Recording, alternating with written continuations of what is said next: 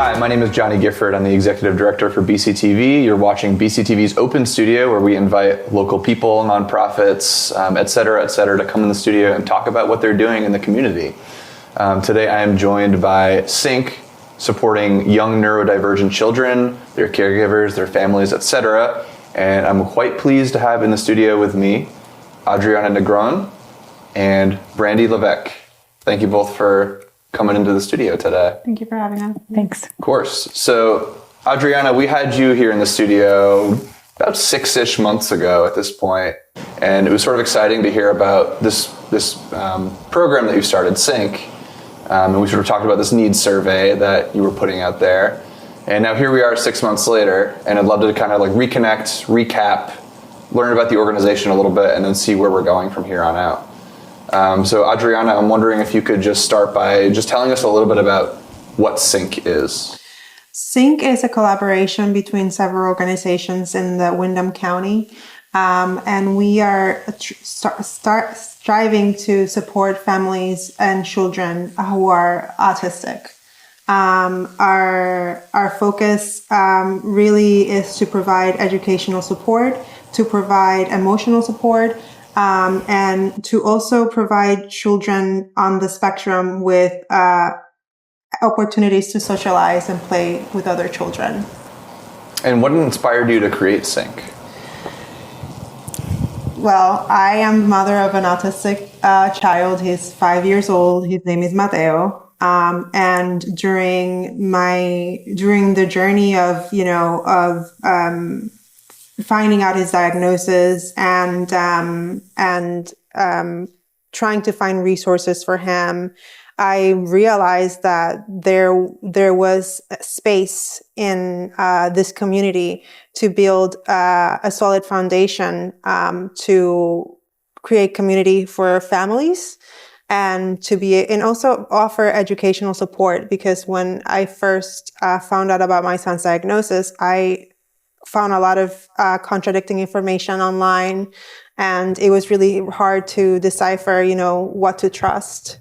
So it was my own personal journey that took me, here to do this.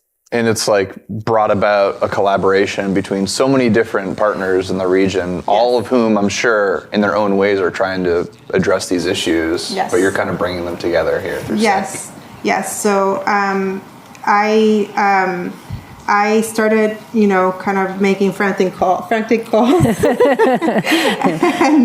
sending out emails and trying to pull people together to be able to create something. And it took time to be able to form this group, but it's solid now, and mm-hmm. I'm happy that we're here. It's changed, We've gone through different phases, and it's looked different with different organizations. But I think that we landed. Yeah. That's great, because I see we got a new face in the room this time around. Brandy Levesque, who is the Early Childhood Special Ed Coordinator for the Windham Southeast Supervisory Union. Yes. So Brandy, could you share a little bit about your role here in the WSCSU, and sort of how does it intersect with the mission of SYNC? Yeah, so my role is to coordinate special education programming for our preschoolers in Windham Southeast Supervisory Union, and that's for 3 to 5 year olds. And our work is to support the growth and development of children with developmental delays. And, parents are the primary team member on their child's IEP, and I love working with parents, and I really feel like when parents and teachers are doing well, kids can do well, and I think it's really important to support parents to have the information that they need to be able to ask questions and make requests for things. Like Adriana said, there's so much information out there on this topic, and it's really confusing. It can be confusing for professionals as well, because there's an abundance, and it's sifting through all that. So for me, this is a great opportunity to support parents in a way that is maybe a little different than we do in terms of like supporting kids in their classrooms from an educational perspective. So this is an opportunity to like just get in with parents and help them be empowered to learn and know more and advocate. I like really appreciate a parent advocate. And so, I think this is an opportunity to allow parents to advocate for their kids and meet their needs, meet their own needs. It's, raising kids is so hard. So, when Adriana invited me to join this, I was really excited because I was also new in my role, and it's a big role, and it's something that I really feel passionate about and don't feel like it's something you can do like in a silo or on your own, so it's an opportunity to get something off the ground that really supports parents, but in a collaborative way, which is, I think, the best way to work is to team. So I was super excited to be invited to participate. And I was also very inspired by Adriana and I was meeting her around the time she and Eduardo were receiving, Mateo's diagnosis. And it makes me emotional to think like she learned this about her child and then she took action and this is amazing what's happening. So I felt very inspired and frankly honored to participate on this committee with her. That's great. Yeah, the one thing I notice about like the way that school districts can handle neurodiversity is that you can do everything you can, in the classroom, but then once the kid goes home, what are they not, what sort of support are they not receiving at that point? So this feels like it's really bridging the gap. You sort of on the school side, and just working with parents who you already have a network with to empower and support them. It's really special. So it's a no-brainer that you said yes when Adriana called you, I think. And, no-brainer. And asked to collaborate in this regard. So let's talk sort of more about some of the challenges and the needs of our community here. What are some of the biggest challenges that our families face when they navigate the autism spectrum here in Windham County? Adriana, you might be able to answer this. Yeah, so, one of the first things that we face is getting a diagnosis. It's getting better. The Vermont is getting better, and it opened up a new facility to provide diagnosis up in St. Albans. Yeah, somewhere up in that area. Yeah, somewhere up in that area. But it takes time. It takes a long time to get a diagnosis, and one of the most important things with autism is to get an early diagnosis in order to be able to provide services, in order to be able to qualify for Social Security and other things that benefit the family and help and support the family. The other thing is we live in a very rural area, and sometimes it feels like there is not a lot of options in terms of like where the service is available. Well, I have to say that while working with you and working with the special education, you have amazing providers that work with children. Mm-hmm. One of the things that kind of I've heard from families is like, we want more. Mm. We wish that we had more time. Yeah. With those professionals, our children had more time with them. So that's really one of the things that we face. Some of the challenges that we face is. There is there's scarcity in terms of services. What's there is solid, but we need more investment in this area. We need Vermont to, take a particular interest in our children with autism, in order to be able to provide them with adequate services. You alluded to the school district having a good network of providers to help with. Brandy, could you speak to that? Yeah, I am super proud of my team. I think they are fantastic. I have a team of 6 special educators, 4 paraprofessionals, and a number of speech and language pathologists that work with our team, and they're solid, and they team amongst each other. We're doing a lot to collaborate and learn from one another about all the different developmental delays we might see coming through our program, and we build an IEP based on a child's needs. So we think, what are their goals? What do we know about the child's development? What are their goals?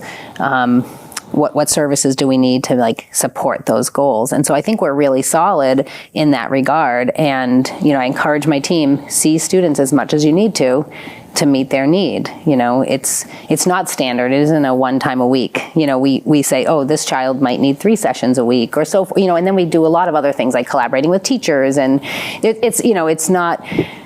it's complex in that regard. But I would agree with Adriana, educationally, I think we're doing well. We have other programs in our district to support kids with autism. But in the community, the Windham County, but also in the state of Vermont, we are limited in resources, and being rural, it's hard to access those services. If you live in a town outside of Brattleboro, for instance, and you don't have transportation, it can be challenging to access the services that tend to be more centrally located where there are more people. So, I think the diagnosis piece is a big one that it does take some time to get on the list to the clinic, the child development clinic, to have your child assessed. And so, that's a main challenge there. But these are the kinds of things that we can do to pull together resources, and by teaming and providing this, because I think providing parents, we support parents 100%, that's our job, but we're educationally focused. That doesn't mean we don't provide ideas and suggestions and materials to work at home as well, but just by the nature of what we do, it's an educational program. So, but my team is excellent, and they have worked, Mateo has had a provider for a while because she moved to our program after working in early intervention, and so she knew him there, and he's had consistency in his provider. We have a lot of consistency and very little turnover on our staff, which I think really supports children and families. And I think that makes the school district a really important partner in this effort. But we talked about the sort of the need still being great, considering a lot of different things, the lack of resources, the rural area we live in. I mean, the needs assessment that you put together, Adriana, showed that 77.3% of families struggle with emotional support. Yes. So how are you addressing, or how is SYNC really in general addressing this issue? Well, one of the things that we are building is a peer-to-peer support system so that parents are able to build community, so that parents are able to talk to each other, so that parents are able to exchange information, and build friendships, build support systems, because it's, when you have a child with a disability, specifically with autism, while every autistic child looks very different, it's essential to meet people who, in your community, who have children on the spectrum as well, because you can create supports like, I hesitate to leave my son with somebody who is not familiar with autism, with the autism spectrum. While somebody who is familiar with it, that I might have an easier time, leaving him for a play date or something like that. And, it's also, about being able to relate to each other. Often I felt very isolated during this process, and even through SYNC, and being able to connect with individuals who are now working with us, I've had the opportunity to connect with parents that share similar experiences as me, and it's made my journey just a little bit more easy, because I feel like, okay, so I'm not the only person. You're not alone. You're not alone.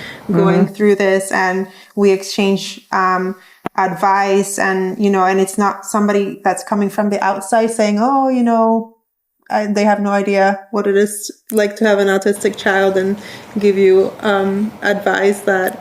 Yeah, I mean, that's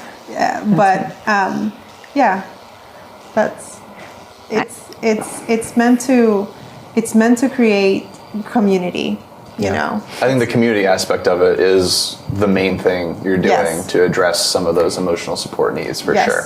That's all it takes, is just like connecting people in a rural area. Yes. You know, and also just having the time to disconnect for, you know, an hour or two, sit down, be able to talk to other adults, know that your child is safe and they're being taken care of by professionals, while you can just, you know, talk. Because let's be honest, sometimes when you have children on the autism spectrum, rarely do you ever have the opportunity to be able to have some time to talk with other grown adults. It's true.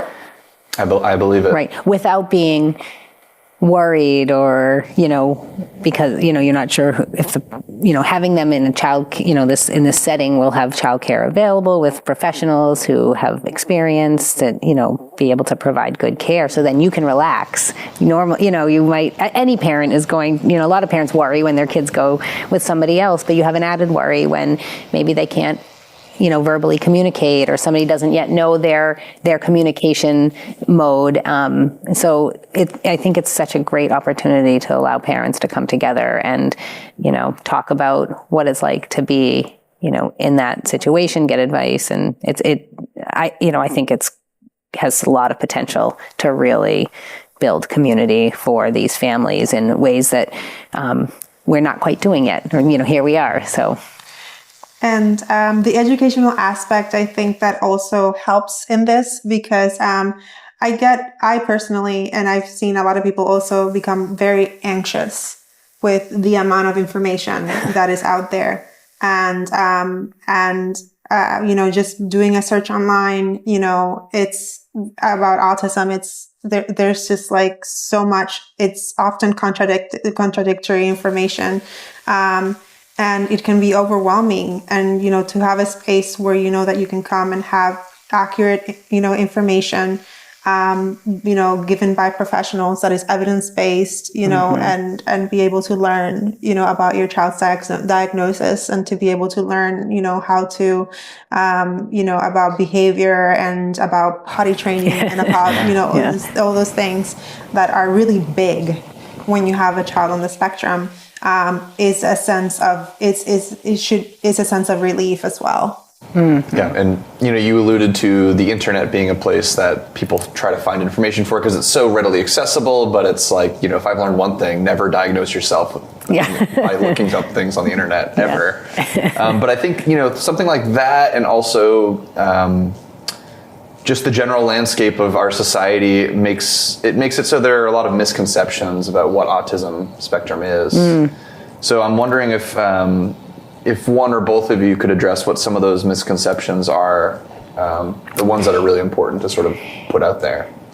Well, I think, you know, I'm not an autism expert, you know, but I feel like there's a lot of misconception around, you know, a person with autism can't learn. A person with autism, you know, they don't want to have friends, or they don't have feelings. And those are not true. A lot of times, you know, when they're interviewing older people or adults with autism, they say, yes, I did want friends when I was a kid. I didn't understand how to do it. I didn't have the communication skills I needed, or, you know, I did have feelings, or, you know, and a person with autism is like any other human. There's so much variation, right? And so some people say, like, if you've met one person with autism, you've met one person with autism, because it's a spectrum and there are so many ways that it can present, and what each child needs differs, and it could differ from day to day, and it changes. And so I think we're seeing now more in our culture that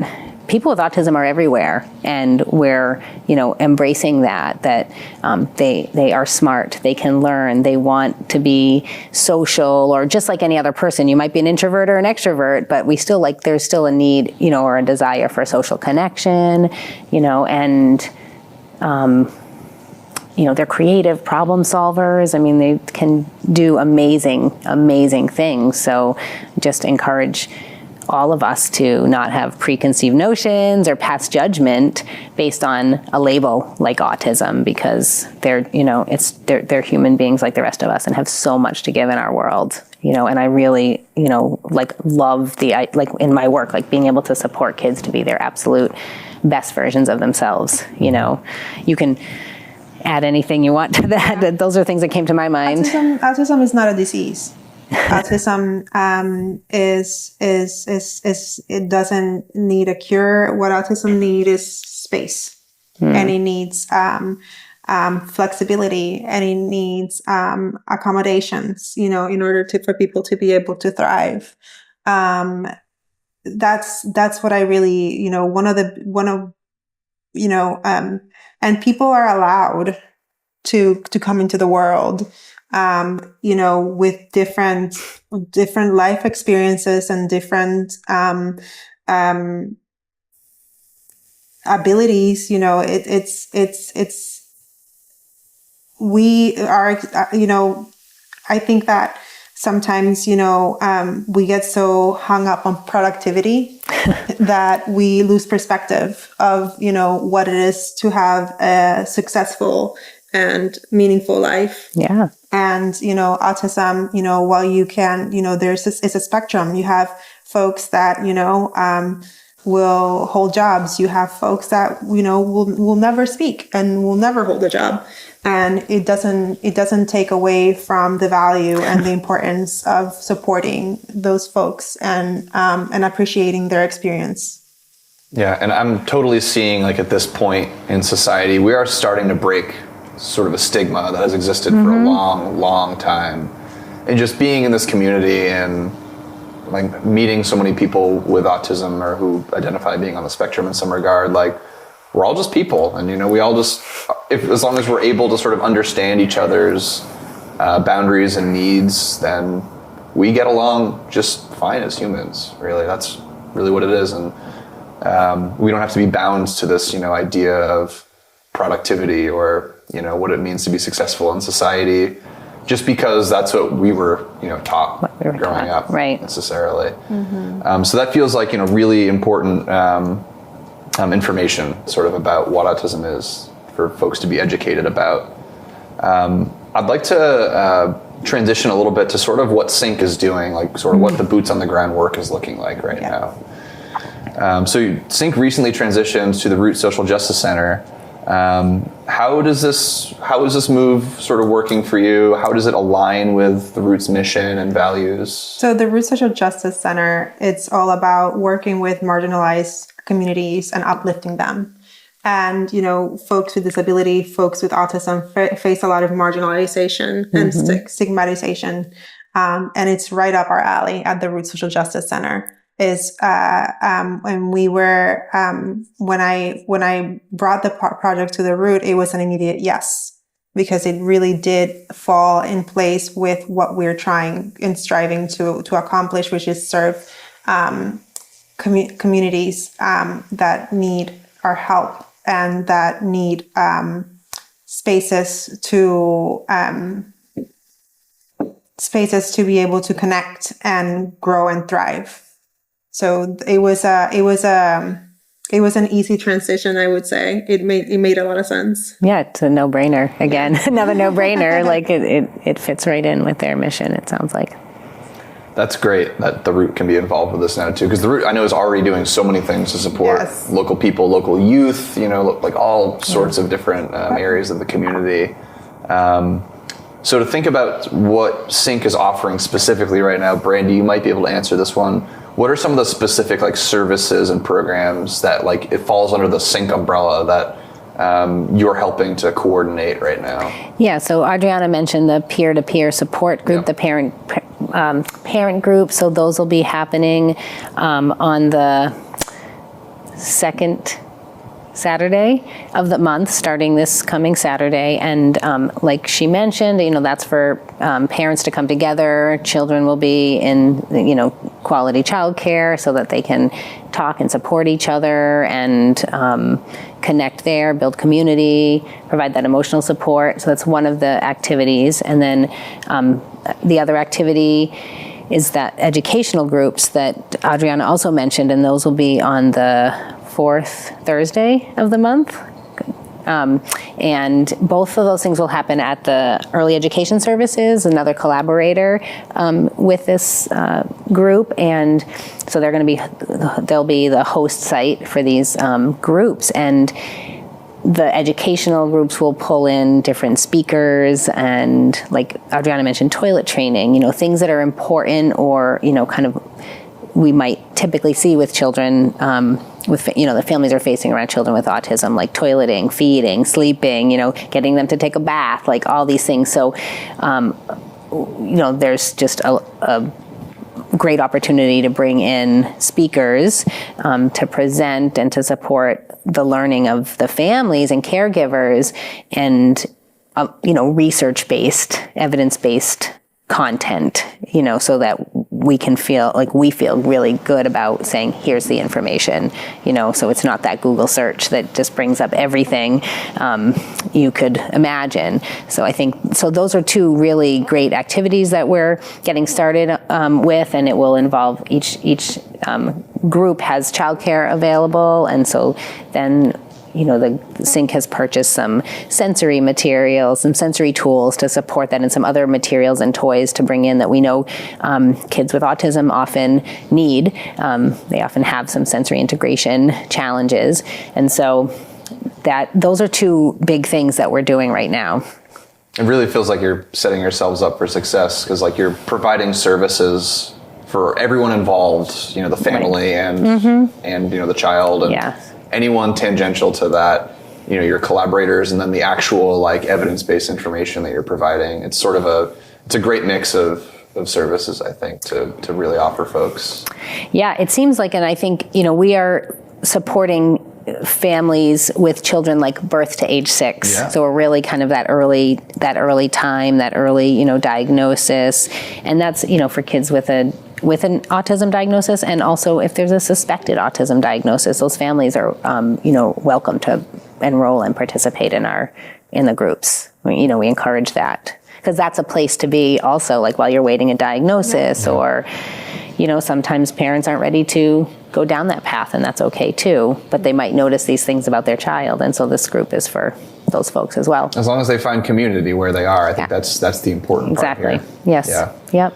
So let's think about sort of the future of where are we going next? I know it's a big, scary thing. Yeah. So SYNC has already evolved a lot since we first met, Adriana. How do you see it sort of evolving in the future? Are there any other sort of initiatives or expansions that you're planning? Well, we are just setting this up, but we some of the conversations that I've been having with other parents and within the community is that they would love for us to expand our program to support families with older children. And that is a goal and a hope of ours, that we'll be able to find funding and we'll be able to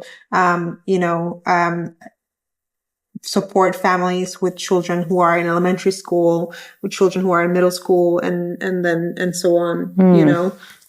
Because in every stage of developmental stage, and every stage, whether it be elementary school or middle school or high school, there are new things happening, new things to learn, new information that is needed in order to be able to support your child. And parents are still, whether your child is 2 or 17, you still need a space to find community and have support.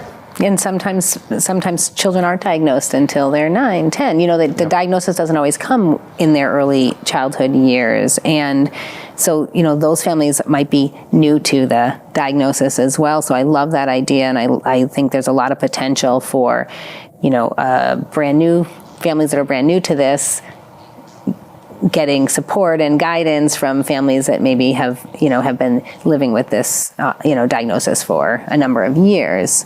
I'd also love to see, like we were talking about the rurality, I don't know if that's a word, of our community, but, we're starting in Brattleboro where we have we're all partnering and we were able to find a spot that works for everybody. But, we aren't, we're still thinking about sort of our outlying towns and how to support and, have access for those folks to be able to join. And I'm not sure if we'll do, virtual or, but I think that's something that we've discussed as a committee is, okay, like how do we branch out into the smaller communities that are more rural than Brattleboro and go there. So those are some of the conversations we've had so far. Yeah, but you have to try every form of outreach to serve the needs of everyone. It's in-person, virtual, like all sorts of different things. How do we do that? There are some really, there are some people that are, live really rurally and accessing these things can be really challenging. So we're not forgetting about them. We're just getting our feet wet right now. Yeah.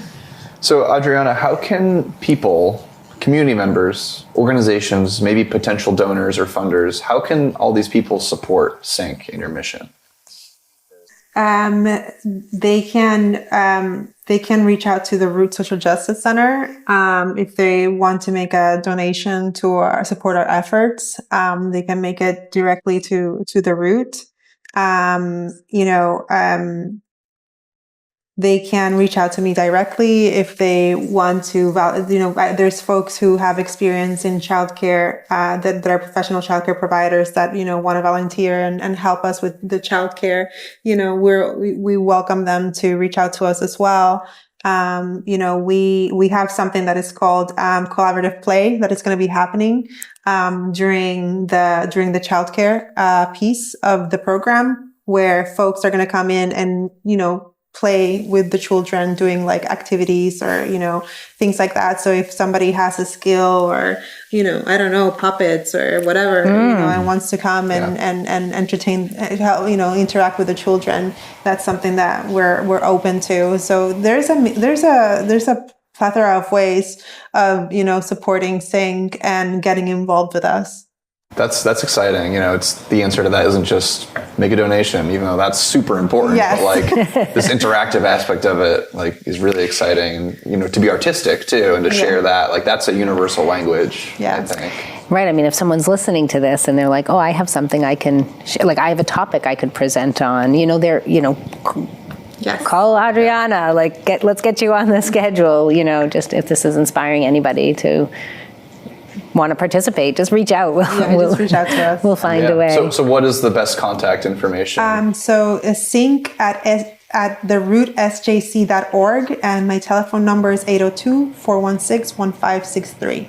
Cool. So that is the way to reach you for anyone who wants to get involved with SYNC in terms of a financial support to volunteering support to seeking support. Yes, if you're a parent of a child on the autism spectrum and you would like to participate in our in this program, you can also reach out to me directly, and we'll guide you through the registry process and get you started.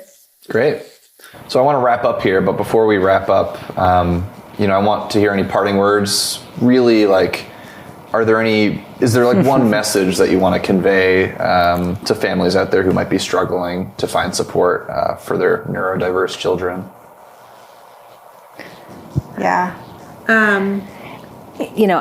What the first thing that came to my mind was kind of reach out, make connections. When the first person you call or connect with might not be the right avenue for you right now, but we can, move people around and get connect families with the appropriate services, supports, clinics, and so forth. So I would say, you're not alone. You don't have to carry this, all on your own, and reach out and we can support, we can help. We're two individuals amongst many that can kind of help direct people. Yeah. That is exactly what I was thinking about, you're not alone. There is a huge community, here, waiting to listen, hear you and the complexities of your experience. We understand